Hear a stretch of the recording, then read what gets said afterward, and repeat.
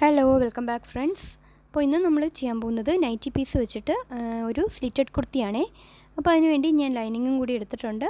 അപ്പോൾ ഫസ്റ്റ് തന്നെ നമ്മുടെ മെഷർമെൻറ്റ്സ് എല്ലാം ലൈനിങ്ങിലേക്ക് മാർക്ക് ചെയ്തെടുത്ത ശേഷം ഫസ്റ്റ് ലൈനിങ് കട്ട് ചെയ്തെടുക്കുന്നുണ്ട് കേട്ടോ. ശേഷമാണ് നമ്മൾ മെയിൻ ക്ലോത്തിൽ വെച്ചിട്ട് കട്ട് ചെയ്തെടുക്കുന്നത്. അപ്പോൾ ഇവിടെ മെയിൻ ക്ലോത്തിൽ ഈ ഒരു ഡിസൈനാണ് വന്നിട്ടുള്ളത്. അപ്പോൾ ഡിസൈൻ തിരിഞ്ഞു പോകാതിരിക്കാൻ വേണ്ടി ഫ്രണ്ട് പീസും ബാക്ക് പീസും സെപ്പറേറ്റ് ആണ് കേട്ടോ കട്ട് ചെയ്തെടുക്കുന്നത്. നെക്ക് ഇതുപോലുള്ളൊരു നെക്കാണ്. ഫ്രണ്ടിൽ ഡയമണ്ട് ഷേപ്പ് നെക്കും ബാക്കിൽ യു നെക്കുമാണ് കൊടുത്തിട്ടുള്ളത്. അപ്പോൾ ഫ്രണ്ടിലെ നെക്ക് അല്പം വൈഡായിട്ടുള്ള നെക്കാണ് കേട്ടോ. 40 സൈസിന് വേണ്ടി ചെയ്തിട്ടുള്ളതാണ്. 3.25 ഇഞ്ച് വിട്ടും 6 ഇഞ്ച് ഇറക്കമാണ് കേട്ടോ ഫ്രണ്ട് നെക്ക് കൊടുത്തിട്ടുള്ളത്. ഒരുപാട് ഫ്രണ്ട്സ് സബ്സ്ക്രൈബ് ചെയ്യാതെയാണ് കേട്ടോ കണ്ടുകൊണ്ടിരിക്കുന്നത്. അപ്പോൾ ഇതുപോലുള്ള വീഡിയോസ് ഇഷ്ടമുള്ളവർ ഒന്ന് സബ്സ്ക്രൈബ് ചെയ്യണേ. അപ്പോൾ അതേ ഫ്രണ്ട് നെക്ക് ചെയ്തെടുത്തിട്ടുണ്ട് കേട്ടോ. അപ്പോൾ വൈഡ് നെക്കൊക്കെ ഇഷ്ടമുള്ളവർക്ക് ഈ ഒരു നെക്ക് ഡിസൈൻ ഒന്ന് ട്രൈ ചെയ്ത് നോക്കാം.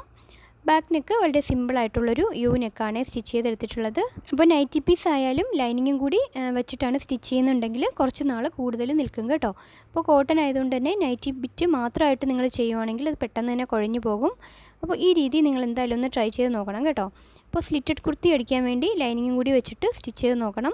വളരെ പെർഫെക്റ്റായിട്ട് നമുക്ക് കിട്ടുകയും ചെയ്യും. അപ്പോൾ നല്ല ഡിസൈൻസൊക്കെ നമ്മൾ മേടിക്കുമ്പോൾ ഇതുപോലെ ഒന്ന് ട്രൈ ചെയ്യൂ കേട്ടോ. അപ്പോൾ ഇതാണ് ഇതിൻ്റെ ഫൈനലായിട്ടുള്ള ലുക്ക് കേട്ടോ. അപ്പോൾ കുർത്തി കണ്ടു കഴിഞ്ഞാൽ ഇത് നൈറ്റി ബിറ്റാന്ന് പറയത്തേ ഇല്ല. വളരെ ഭംഗിയുള്ളൊരു കുർത്തി.